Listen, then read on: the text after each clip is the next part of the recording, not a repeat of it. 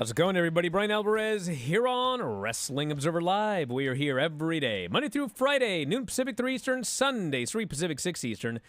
Friday here in the show, and, well, usually you know what that means. It's Friday here on this show. But today we have a very special show because I will be joined by two co-hosts today. Mike Sempervive, as always, and yes, filthy Tom Lawler, who actually we were all unable to do the show on Monday. I had a dentist appointment. Tom was still traveling. Just didn't work out. So today it will be myself and Tom and Mike Sempervive. And we'll talk some news. And I know that Tom and Mike, and of course myself as well, really want to talk about this Stardom show coming up this weekend. And we'll talk about the return of CM Punk. And maybe, because it sounds like a lot of fun here today, opening up the phone lines for a Q&A. Filthy Tom Lawler and myself, and if anyone has any questions for Mike, you can ask those as well. So, we'll see what happens here today. But yes, we have to talk about CM Punk. New Observer reports that he is currently scheduled to return to AEW at the United Center in Chicago on Saturday, June 17th. And we'll have a lot more on that as we get going on the show here today. Dynamite on Wednesday. We'll talk about the ratings for that show. 830,000 viewers and a .28. We'll talk about Mercedes and Trinity, the former Naomi, who, according to The Observer, is not in New Japan or Stardom right now due to pressure to keep spending down within Bushiroad's wrestling division. So, a lot to get into here today. If you want to text us in the meantime, it is 425-780-7566. That is 425-780-7566. Brian at WrestlingObserver.com is the email. At Bryan Alvarez on Twitter. At Sempervive. At Filthy Tom Lawler. Check it out back in a moment. Observer Live.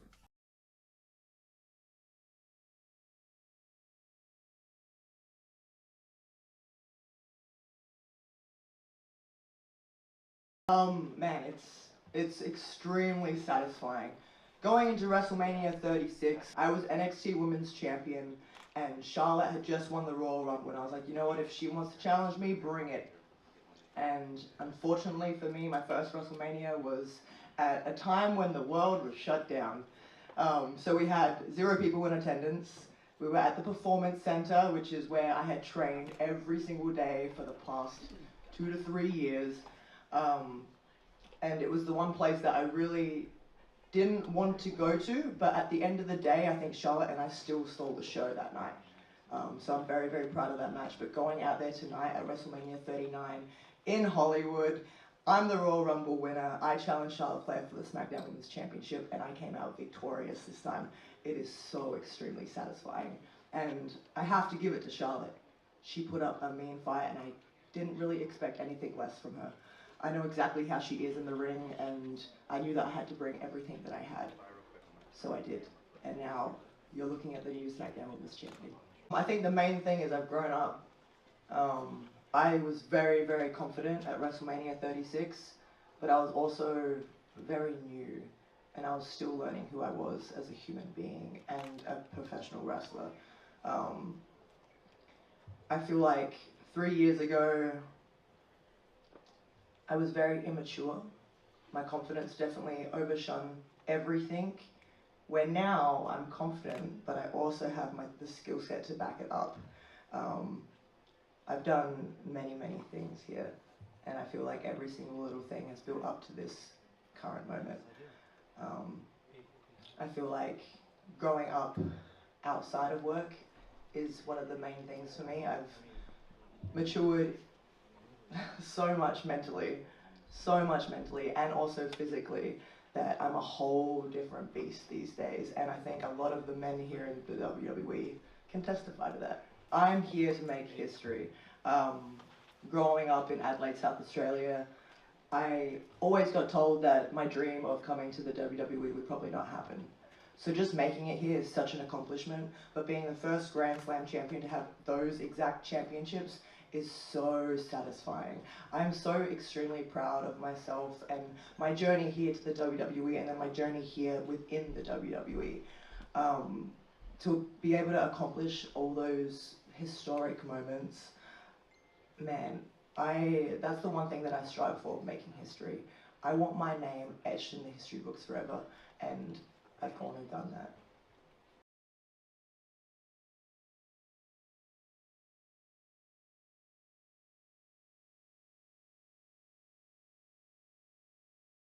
Back in the show, Bryan Alvarez here, Wrestling Observer Live. Mike Sempervive, also of WrestlingObserver.com. I got these blokes talking all over the music. I had to mute them, so go ahead. Say your pleasantries, everybody. Yes, Tom? Hey, Mike, what's going on? Hey, Brian, how's it going? Hello to all the listeners out there. Look at how short I'm Tom very is happy between to us. be here on Friday, April 21st, 2023. Wow. I was saying hi to Tom because I'm not getting a return on his video feed right now, so I wasn't sure if he was having technical difficulties. Well, don't yell at me. I see him. There ain't much to see. For some reason, his camera is focusing mostly on the wall. No, there is something And to so, see. like, the two of us are normal height, and he's this tiny little man. What are you talking about? That's usually my role, is it not? But there was something I wanted Sit back, to see Tom. here. We'll figure it out. Just sit and get comfortable. Yeah. Well, turn to the camera. I have to see here how your face is, because we hear all about Brian's trials and tribulations when it comes to going to the dentist, but you actually had your tooth punched through your cheek or kicked through your cheek by Zack Sabre Jr. How are you? That's not exactly what happened. What happened, Tom? Yeah, you can see, if you can get a close-up there, there's a so well what manicured. appears to be a puncture wound of Right. sorts in my mouth. During the contest with Zack Sabre Jr., a 4 1/4-star wrestling match, if I've ever seen one, last Saturday at New Japan Capital Collision, I went for a spear in the corner, and somehow, despite having a mouthpiece in, either the mouthpiece or my tooth punctured through to the other side of my face and like filleted the inside of my mouth. But I kept fighting on as any former champion would, and I'm here today. So you're telling me that you had a mouth guard in, which is designed to protect your mouth, and you ended up being filleted He had it in backwards. like a fillet of fish. That's what you're telling me? Golly.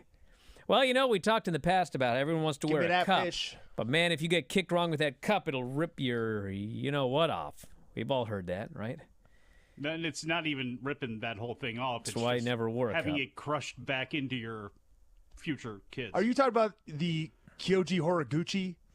All I know is I never wore a mouthpiece, and now I wear a mouthpiece all the time. Hey, better than the Gary Goodrich story in Pride. All right, listen, you guys can ramble about non-important things later, but first off, CM Punk's AEW return may be taking place at the same venue where his career for the promotion began. Latest edition of the Observer newsletter, Dave reported, Punk is currently scheduled to return to AEW at the United Center in Chicago Saturday, June 17th. Things have yet to be finalized, but the United Center is booked, and an announcement could come shortly. They booked the building for Saturday, June 17th, the United Center in Chicago. So I think that barring some disaster, and I do not rule out a disaster, this will be the debut of CM Punk and the debut of the Saturday Night Show, likely to be named AEW Collision. And we don't know any of the details until it's finalized, but you know, I've heard different things about the Saturday Night Show. Early on, it was rumored to be an hour show, and of late, I've been hearing that it might be a 2-hour show. So I guess we'll find out soon enough. But the building has been booked, and I believe that tickets are going to be going on sale. And there will be a theme name for this show, I have been told. And we do know, Dave wrote, he was extremely important in this deal, but whether the deal was incumbent on him, we have heard both ways. One person outside the company has seen correspondence indicating WBD definitely wanted him back, and other things that have happened in recent weeks very much behind the scenes have indicated to us that Punk being back is, if nothing else, very significant in everything. Now, the big question that everybody is asking, so don't turn me into the bad guy here, the big question is, what if something goes wrong again? What if something goes wrong again and CM Punk leaves? What does this mean for the show, for all of it? I mean, presumably the show must go on. But, I mean, given everything that went down, I mean, it seems like that's an awfully big leap to state that without Punk, the show cannot take place. But he obviously is a very important part of it. United Center, that's the debut show. He'll be there, presumably. And they'll also be in Chicago June 21st, which is Wednesday, at the Wintrust Arena. And we've talked a lot about all the rumors about this show, so I'd presume that sometime in the next week or so, we're going to find out a lot more. Start with you, Tom. Any thoughts on all this? Let's dance, baby. I am so excited to see CM Punk come back to wrestling and just see what happens. I mean, I come where I spent, years in a business where getting into a fist fight with somebody, not exactly frowned upon in my line of work. And to be clear, you're talking UFC and not your independent professional wrestling career. Correct. I'm speaking of my past in mixed martial arts. And while there's been, in pro wrestling, there's been a history of disagreements between people that were way, way worse than this. I mean, we had a guy get stabbed with scissors. I mean, and then later on, they're both still working for the same company, I believe. I mean, this is I understand you don't want to go to work and hate everybody you work with. You don't want to go to work and get run down verbally by your co-workers and co-hosts, by your other wrestlers. But I mean, this is far from the worst thing that's ever happened backstage in wrestling. And, I think it adds a big level of intrigue that is going to be a shot in the arm for AEW, at least for a short term.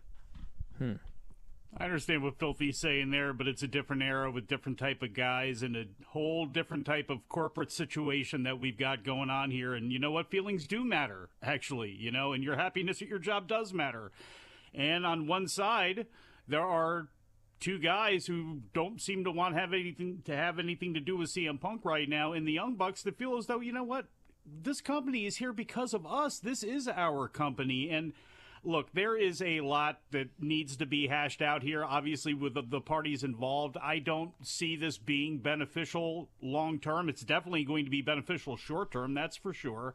So can you juice everything you can out of it before we get another situation where guys can't work together? But to what Filthy was saying, it probably can all be worked out. You don't have to love the person that you're working with. Yes, the fight did happen. And again, it comes down to emotions, because looking at this from the outside, hearing for years, I'm 47 years old, there have been fights in football locker rooms, wrestling locker rooms, all sorts of things, tons of things that, a lot of people never really even hear about. These things can absolutely be mended for business sake. It's just, with that said, for how long? Because if it's constantly going to orb and have this issue of tension, it can work short term, but sooner or later, that bubble's going to burst. This will all happen in September, October, November, December, January, February, March, April. It's been 7 months, okay? And I know that people say it can be worked out, and I'm sure it could, but given we're 7 months away from everything, this thing ain't going to be worked out, okay? But as we have talked about, there's been discussions of split crews, okay? Whatever you want to call it. Brand split, soft brand split, split crew, whatever. He'd be on one show, they'd be on the other show, okay? So if that happens, I'll be Mr. Positivity, okay? There's two possibilities here. One, they stay on their show, he stays on his show, everything works out great, okay? Or the other option is that they stay on their show, he goes to his show, something goes wrong, he leaves, it's done. That's it. That's the only two options, right? It's going to work out one way or the other. It's either going to work out because the plan is going to go according to plan, and if the plan doesn't go according to plan, it's all over. Yeah, but you know what? There's a caveat to that we can get to when we come back from break, because if it works out for one side and not the other when it comes to ratings and attention, is that going to now cause a bunch of tension with people wanting to go back and forth to different shows or something like that? I don't know what's going to happen, bro. Back in a moment with more Observer Live.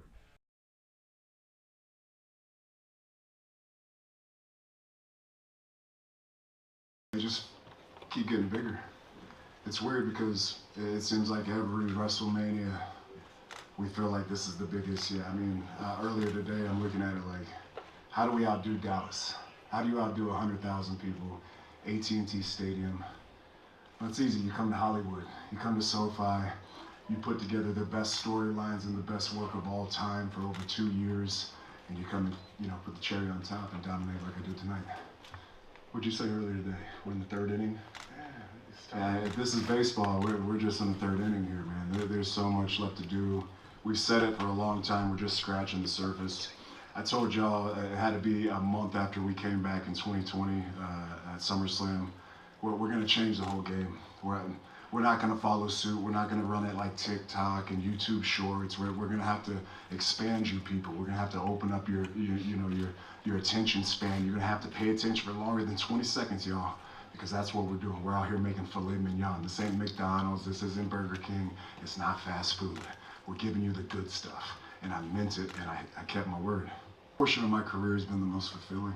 If you would have asked me before we started doing this, I probably would have told you, my work with Make-A-Wish, my work with LLS, the charitable things were the really fulfilling things, a part of this job.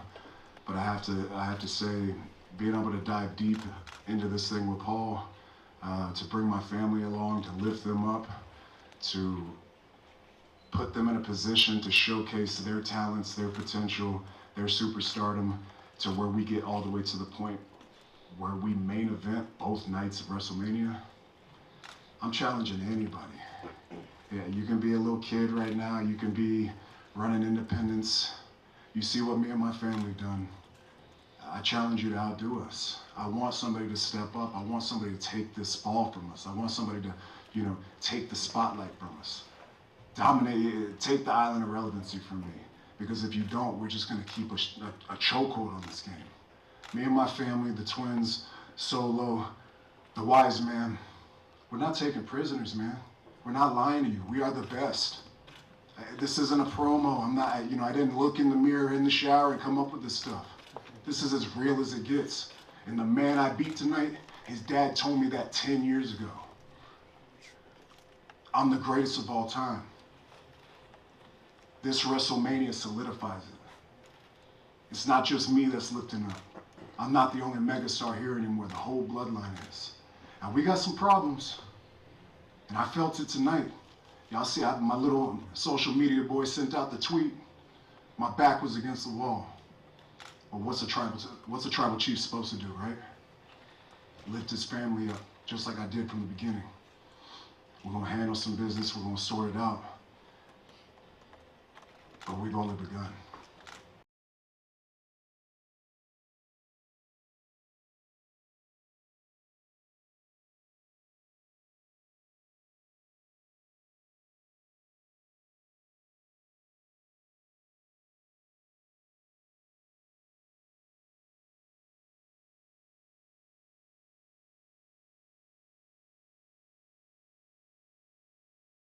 Back at the show, Bryan Alvarez here, Wrestling Observer Live. Mike Sempervive and Tom Lawler. Bro, you know what I had to hear during the break? I have a grudge against CM Punk because of my reporting of all of this.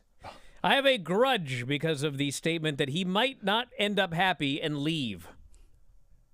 That's a grudge now. That's not looking at the history of his career. Come on, people. Now, come on, get with the program. Jiminy Christmas. You know what's funny? Steel that's got the grudge against Punk. You know what's funny? Someone brought this to my attention, and they're right. You know what's lost in all of this argument about the brawl and this and that and the Young Bucks and who should have gone and should they have gone and who did they super kick the door down and all of this? forget the fight, okay? Pretend the fight never happened. Why were the Young Bucks and the head of legal going to the room in the first place? Huh? Why?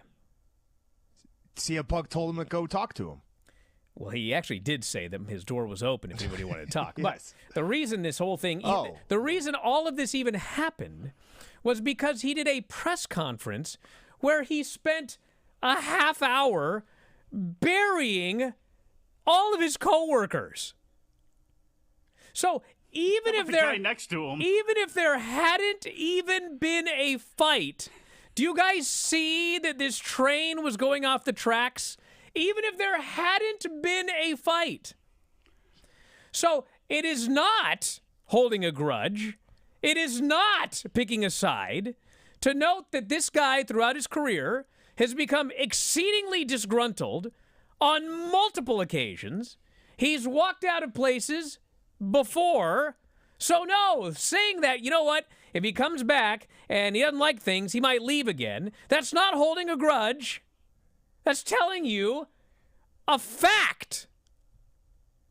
let me ask you a question. Yes? Do you believe he was justified with the WWE deal? With everything that went down? With the medical and all that stuff, yes. Hey, listen, probably, but I wasn't there. Yeah, and you know what? okay. You know what? There's a lot of details about what happened at Brawl Out, and his story is quite different from what happened. So I don't know. I presume he was justified. But he's coming back. And there's another thing when it comes to the legal aspect of this, too. And look, this is hopefully for their sake, for Tony Khan's sake, because, again, it's going to take a lot. You know, for me, again, I go back to that thing. I've hired and fired people. I've had to learn things on the job. I've had to have situations where I slipped on a banana peel and been called out on it by somebody that is supposed to be a subordinate, you know, somebody that I'm paying. But Tony Khan's sitting there having to, and he ate all of that. And I don't know if I give him credit for it. I don't know. I mean, he was just in shock, obviously, the whole time where Punk is doing this. But look at, again, and I know, look, when you look at, I'm talking about everything here, the Hangman thing and what he did to Punk, the videos that were made, the mockings that were done after the fact, Brandon Cutler talking, CM Punk putting out a post, like, that's the most worrisome part to me is now we're getting close to where this guy is going to come back, and we still have jawing online. And that's one of the biggest problems of the whole thing is, can they control? I mean, again, talking about whether this thing's going to blow up or not, I mean, can they even control it for long enough where they can get everybody on the same page to go, you know what, when it comes to your social media, shut up. Maybe that's happened recently. I don't know. But, like, that needs to be a thing where everybody has got to stop getting their opinions and their thoughts out online and making the company, whether they mean it or not, look completely junior high, or at the very least just look bad.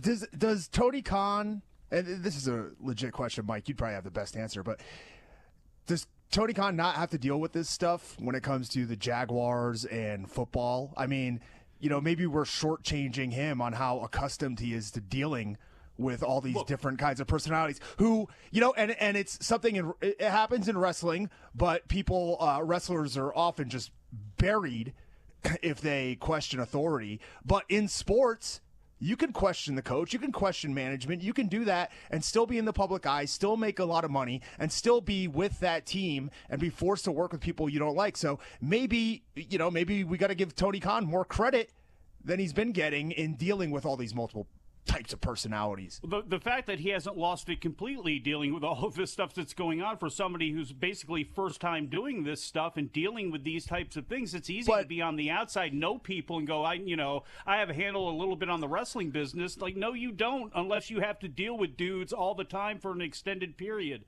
It's tough.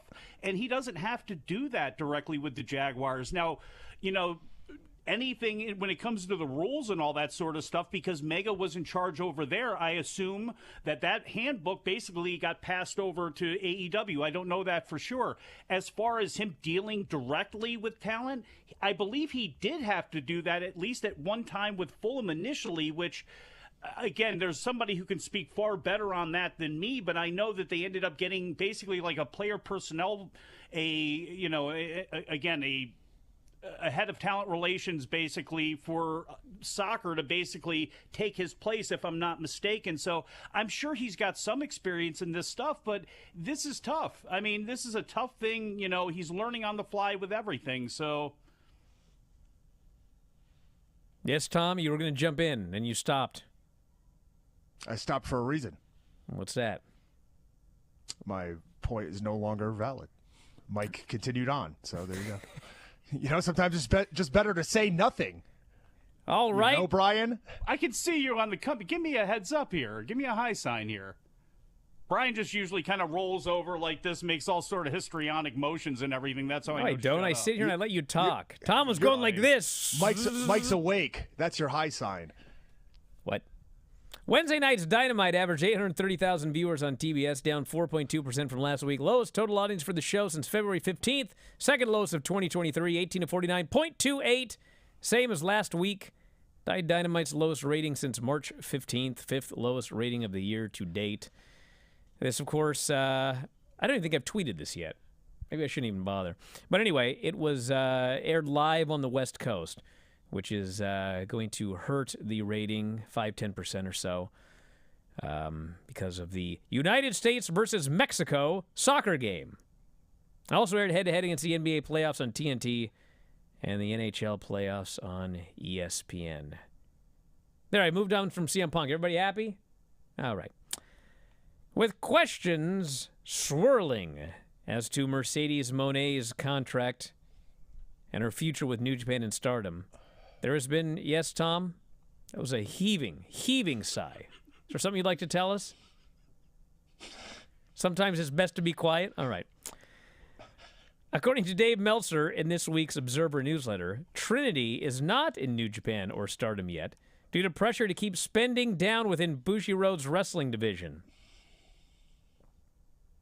The hard part about a longer commitment is that Bushiroad's wrestling division, even though Stardom has grown greatly, has overall taken a major financial hit because of New Japan's declines related to the pandemic, even with New Japan World up. The wrestling division is under pressure to keep spending down.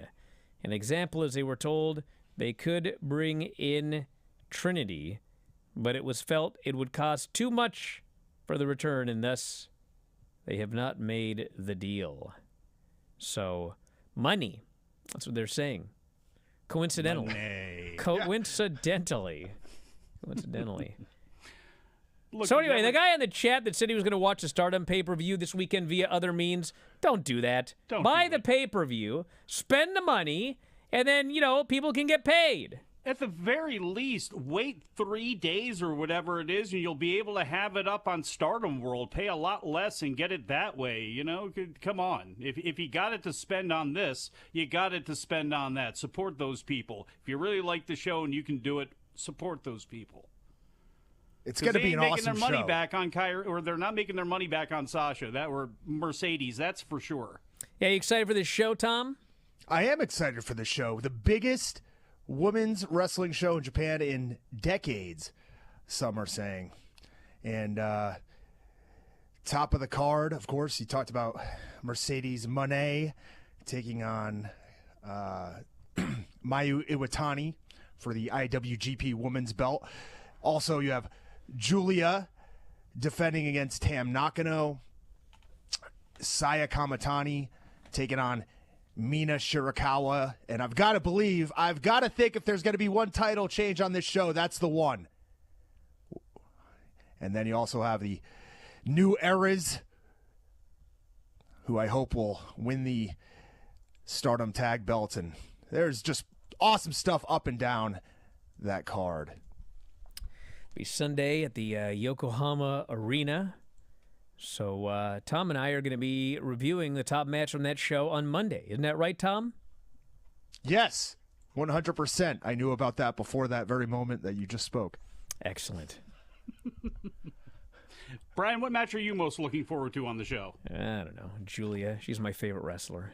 Oh, yeah, really? A lot of people's. Yeah. Julia's your favorite wrestler. Maybe not in all of wrestling. He wants to get headbutted by Julia. She's way up there. Hey, I got beat up. What, are you angry because her team beat your team? Is that the problem? No. Her and Zach? I'm not talking to you, Mike. I'm talking to him. Oh, come on. I lived out. Her team didn't beat your team. You didn't even wrestle. I lived out many DDM, men's dreams there. I got beat up by Ali Kaba in a match where they weren't even teaming. Didn't even have to pay extra for it. Golly. Anything else? Shuri and Hashimoto. Well, listen, we're going to head to a break. Tom will keep rattling off names as we go to break. And then I'm going to open up the phone lines. Restart. For a fun day. Back in a moment, Observer Live.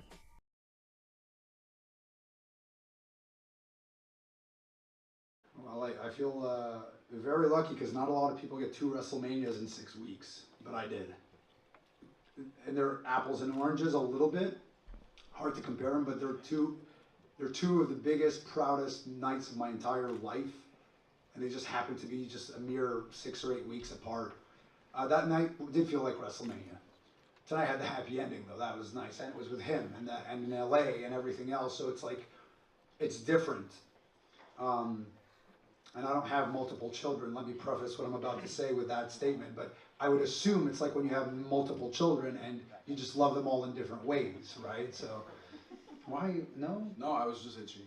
Okay. I swear. I swear. I wanted to direct this question to you, Sami, because a lot of people, including Kevin Owens, have referred to you as the MVP. And so I want to ask you, for you, how does that make you feel? How validating is that? Well, it's interesting because I don't know what it is, but I just don't buy into it. I appreciate it, but I've been telling people this a lot lately because people will go like, "Man, you're red hot right now. You're the hottest babyface." So they were saying that in the last few months. I'll just be like, "Am I though?" You know, I just don't like. And anytime my music hits, I expect nothing. And then if I get something, I go, "Oh my God, wow, that's nice. They like me tonight." Like I don't know what it is. I think I just always approached my entire career this way of like, don't take it for granted, or don't expect anything. And it's your job to like get them to 100 every night, but assume you're starting at 0. And then if you start at 60, you go, "Oh, wow, I only got 40 to go. This is great." But I just mentally, what? Oh, I thought he was going to stop. Were you eating the Snickers? No, not at the time. I swear I heard him whispering disparaging comments under his breath. No, somebody from it was Blake. Whatever. Anyways, not even important. I don't know what that was. I was like a dog squirrel. All this to say, I assume you never saw that movie, The Dog and Up. You know what I'm talking about. The dog sees a squirrel in the park or whatever. We're getting way off base. My point is, I tend to minimize.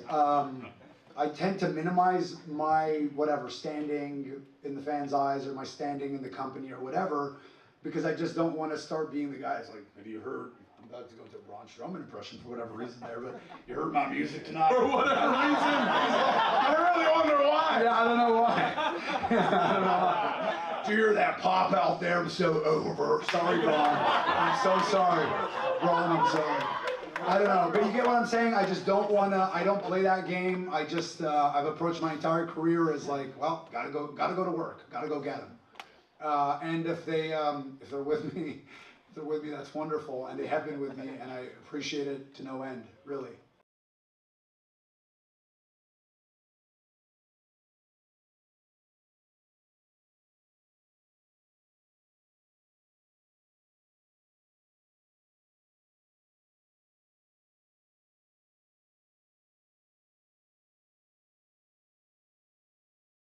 Back in the show, Bryan Alvarez here. God, I wish I could hear the comeback music. Wrestling Observer Live. Mike Sempervive, also of WrestlingObserver.com. If you want to text us, we're doing phone calls and text messages. 425-780-7566 is the text message line. If you want to send us a text, 425-780-7566. If you want to call, which is different, 844-913-2727. That's to call. 844. What if they want to use sign language, Brian? 913. Do not use that service. 844-913. TTY. 2727. Can I? 844-913-2727. 27-27. Got it, everybody? Look, we already got people on the line. Look at how fast that was. But before I go to the phones, this person here says, with it appearing more likely that Punk will be on Saturday and Elite on Wednesday, is this honestly sustainable in the long run? Well, if it's just TV and you get flown to one city and then the other people get flown to the other city and you do your show and you go home, then it should be sustainable forever in theory. The problem is when it is not TV. What is going to happen when there is a pay-per-view? Are we going to have to alternate pay-per-views with each of these crews? Are they going to be in the same building for pay-per-views? I mean, I don't have the answer to that question. I guess we will find out. That, to me, is the biggest question for all of this. What happens during a pay-per-view when they all conceivably need to be in the building together? I guess we shall see. Everybody gets the Mike Awesome returning to ECW treatment. I don't know if that's sustainable long term. All right, let's go to Cincinnati. You're on the air. What's going on? Hey, Brian. Hey, Mike. Hey, Tom. Nice to hear from you guys today. This is Matthew from Nashville now. Just a quick question. Seeing Bleacher Report had reported last week that Vince had sent out an email to the company saying that Triple H was solely in charge of creative and he would no longer be involved. Just wanted to know if you guys could add any context to that, and do you think that that might be why we've seen the shows improve much since the Raw after Mania? Thank you. Well, I want to thank you very much for the call. I mean, Vince can say whatever he wants, but I don't trust the guy. But I will say that the Raw after WrestleMania, when he was there, and they did redo the show like 3 times, the show was awful. And the SmackDown after WrestleMania, and then the following week's Raw and SmackDown, and this week's Raw, they're all essentially back to being what they were before WrestleMania. So I'm sure that he's doing stuff. I'm sure that he's in there. But he is not running the show now like he was prior to July or whatever. I mean, it's still largely a Triple H show with him doing some stuff here or there. The Raw after WrestleMania at this point was an aberration. But that could change literally at any moment. Could change tonight for SmackDown. If you're looking for somebody that has those type of scoops, Matthew, I would recommend you check out Louis Dangor on Twitter. Thanks, Tom. Yeah, I forgot. You're welcome for the platform. Yes, Mike? He's always had the ability to eavesdrop because they had that set up where Stamford could watch what was happening at NXT. Whether he ever did that or not, I don't know. It was mostly a Triple H thing. But since he was gone, I'm sure he called. I'm sure he tried to, again, he was away. And how much interest he has on doing things day to day, I don't know. But if he's sending in things like about Otis or something like that, I mean, I can absolutely see that. But him there every day, it doesn't look like that's going to be a thing, or every show, and good. Oh, this person here texted from a 206 area code. I hope Mercedes re-signs for double the money. Okay, let's go to the phones. You're on the air, Fayetteville. Who is this and where are you calling from? Hey, guys, it's John from Arkansas. How's everything going, Brian? Oh, it's going great. You did it to yourself, I think that the best answer for the AEW thing with the CM Punk and the 2 camps is to split them up, put them on the 2 different shows, and we'll go from there and see how everything goes. I have some questions for Mike and for Tom specifically. Uh-oh. The first one will be for Tom. I'm curious of the current roster in New Japan and the current roster in Noah, if a crossover is done, whom that you have not worked with yet would you like to work with currently? Oh. And my question for Mike is going to be simply, do you think that the big co-promoted show between All Japan, New Japan, and Noah is in trouble with the Tanahashi thing? All right, let's start with you, Filthy. Yeah, John, the cross-promotion between New Japan and Noah, and also the cross-promotion between Noah and All Japan, I think has been some of the best stuff that I've seen in wrestling this year. And I would love to see more interaction between the two groups, whether it's Okada continuing his feud with Kiyomiya, or even if it was something like Filthy Tom Lawler taking on Sakuraba in a GHC martial arts rules match, maybe Filthy Tom against Funaki in a GHC martial arts rules match. Hell, maybe Filthy Tom against a guy who's really not so good looking, if you ask me, and that's old Jake Lee. Look at this face. A lot prettier than that one. But I will say there's two guys I'm not really interested in wrestling, and that's Keno and Nakajima. And you can draw your own conclusions as to why. I've only got a few brain cells left. What about smacking around Dr. Wagner Jr.? How about that, and taking that national title? Hey, if it gets me in the ring with Galeno Del Mal, I'll take out El Hijo del Dr. Wagner Jr. And let me give you the long and short answer, John, for Tanahashi. No. Yeah, you lose star power with him not being there, but it's not going to matter at the end of the day. All right, let's go to beautiful St. Louis, Missouri. You're on the air. What's going on? Going once, buddy. Going twice. How's it going, Brian? Oh, hey, what's up? It's going pretty good. I just got a question for you, Brian. Basically, do you think it's a good idea for them to do all out after All In? Well, listen, that's a great question. I want to thank you very much for the call, because I don't know if they're going to do All Out and All In. We don't know yet. But All Out Weekend is always like that for last week of August, first week of September. And this Wembley show's the week prior. And, you know, Dave has said repeatedly he doesn't know if this is going to be a pay-per-view. And to me, if you're running your biggest show in history and you're trying to sell out Wembley, and in order to sell out Wembley, you're going to put all of your biggest matches on that show. Like, the only way that you don't run pay-per-view is if WBD said, you know, we'll give you $20 million or whatever for, you know, to air this live on television or whatever. I don't know what the deal is, okay? If it is a TV special of some sort, then yeah, you could shoot some big angles for a pay-per-view the following weekend. If it's a pay-per-view, I don't think the idea of doing back-to-back pay-per-views is a good idea at all. So I don't know what they're going to do. I mean, ideally, it would be a television special where WBD pays them a bunch of money, and then a pay-per-view the following weekend, capitalizing on the momentum of that.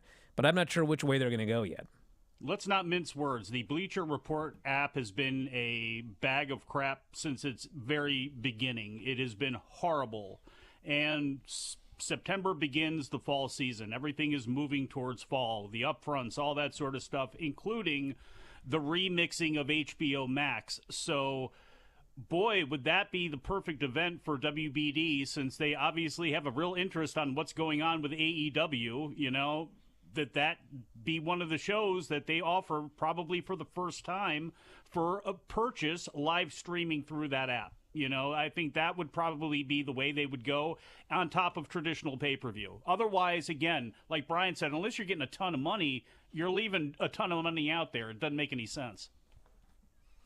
Well, let's go to Austin, Texas. Beautiful Austin, Texas. You're on the air. What's going on? Hey, nothing. Hey, Brian. Hey, Mike. Hey, Filthy. Shout out to the Twitch homies. I just want to get Filthy's opinion. Where does Kaito Kiyomiya's title reign rank on the Rey Mysterio of total jobber champs? Adam Summers asked you know this what? question? You know what? After that loss to Jake Lee, I'm gonna put that Kaito Kiyomiya title reign with like the Firebreaker Chip U.S. tag title win back in the day. Yeah, what the hell happened there? Where is Adam Summers? Right now at a Cubs game, and they're winning right now, beating the Dodgers. But, yeah, I mean, Kiyomiya's reign, the whole thing with Muda, everything that has happened, it looked like it was going to be kind of a dominant reign. And then you have the Okada thing, and I know they're going to build him back up. It's just, at this point, I don't know. I would far rather see... I'd rather see Jake Lee succeed and then be on to some new cool thing than what they've been doing in the past. They shot that angle with him and Okada, and it was awesome. And then they build up that big champion versus champion match. And, I had these ideas. What if Okada loses, and then, Kiyomiya can challenge him for the IWGP title in a New Japan show, and then Okada wins. There's all these things you could do. Instead, Okada walks in, he wipes the floor with this guy, and it was like 14 minutes, wasn't it? It was short. He just beat him like a geek, and then it was like a week later, Kiyomiya lost the title. I was like, what in God's name happened here? What happened? Brian, one thing, though, that you're discounting is the love of the Japanese fans for stuff like this. Take a look, and I can tell you from being over there firsthand, there is Tenshin Nasukawa merchandise all over the place, everywhere. And what is he, almost most notably known for in the Western world? Going out there and getting waxed and crying after getting beat up by Floyd Mayweather. So you have to look at the some of the cultural differences when you look at this. Although, in retrospect, I did think Kiyomiya was going to get a longer title reign. I thought he would be built up to look strong, even in the face of defeat against Okada, but that was not the case. Hey, Tom, one fantasy booking thing there for you. Because Yuji Nagata still is the IWGP champion, and there's going to be a lot more co-promotion going on, can you give him a win so he actually, have him win the Triple Crown from Nagata? Because, again, he hasn't looked good. He's not in the mix with Miyahara right now. He's down a peg because of everything that's happened, and he's 2 down from Okada. So, could you do something that way and have him in the mix by taking their title off of Nagata? I want to do it. I think that the smart bet is to set up Aogi.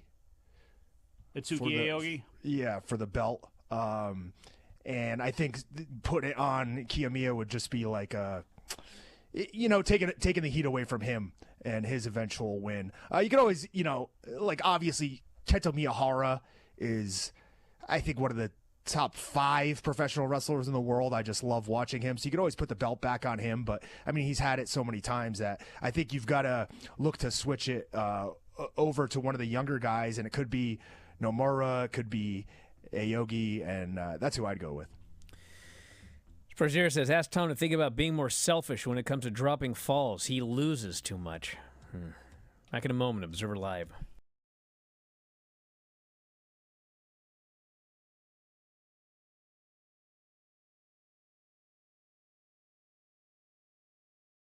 It's all about what is the most impactful, right? And as the storylines played out heading into WrestleMania, to me is the most emotionally and storyline driven match on the card, right? And I felt like that needed to be, I think we all felt like that needed to be in that spot. I've said this before when people have, when we talked before about, you put the women in the main event. We didn't put the women in the main event.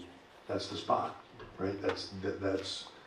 That is the storyline that was driving things to put them in that role. It's not about giving it to them because they're women. It's not about giving it to somebody never once did it factor for me. I don't know.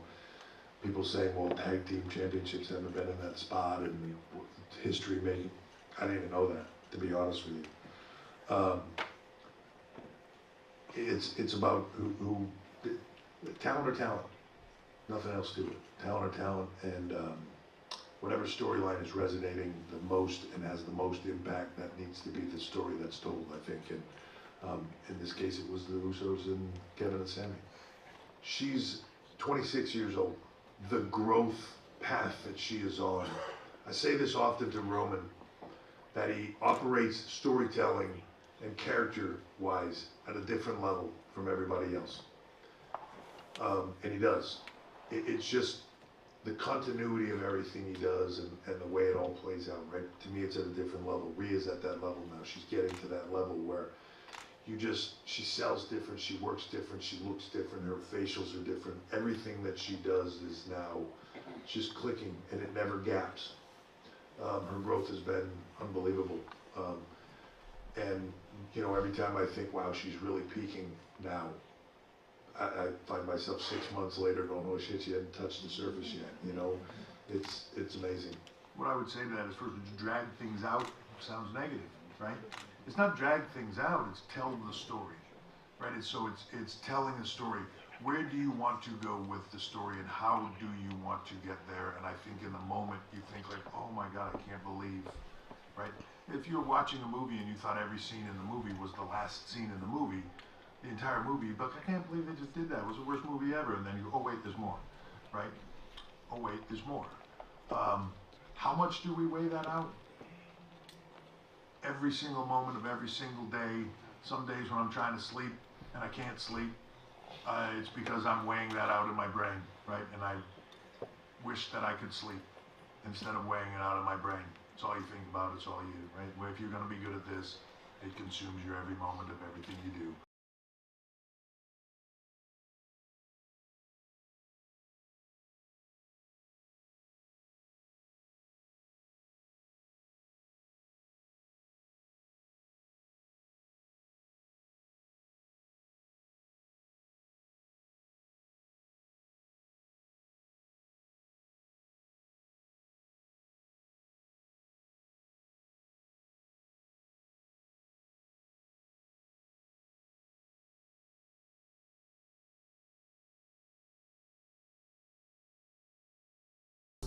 Memorial Day weekend, meet and greet, Q&A, sweet party, Texas de Brazil, f4wonline.com/Vegas to get your tickets now. Do not miss out. It's going to be quite a fun time.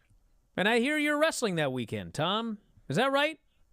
That's right. Saturday evening. Not only am I wrestling, Brian, it's Filthy Tom Lawler's Natural Born Killers at the FSW Arena.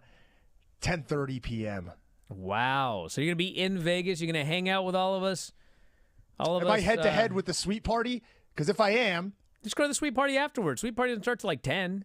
Bring the killers. I just said my show's at 10:30. So why does it the Sweet Party come to me? I mean, maybe we'll show up there and say hi. There you go. But you're now you're going head-to-head, dude. So I just said that. That's going to hurt your drawing power, I'm afraid. Because we're going to have a sweet party at night. A sweet party, right, Brian? Yeah, they can go to both. You know, who's cooler, you or me? Well, it's not me only at the sweet party. There's a lot of cool people at the sweet party. Now, when does the sweet party end? Because I mean, dude, it don't end, brother. It don't end. It don't end until it ends. If the show, everybody can go to the show, and about what 1 o'clock local time. Dude, I'll be out of there by 1 o'clock. Let me tell you, I'm an old man. Yeah. God, I don't stay up till 4 a.m. and party anymore. Are you kidding me? I got kids. I heard a rumor they're going to start closing down those balconies on the Cosmo. So this could really? Be the last, yeah, because people jumping. No, F1. I think they're worried about F1 coming to Vegas and people overloading the balconies. So I see. Huh. How about could that? be the last time. Well, you better go to the sweet party, everybody. f4wonline.com/Vegas. Go to our Q&A. It's going to be a lot of fun. And that's it. Thanks, Tom. Thanks, Mike. Callers and listeners, Twitch homies, everybody in the studio, callers. We'll talk to you next time, Wrestling Observer Live.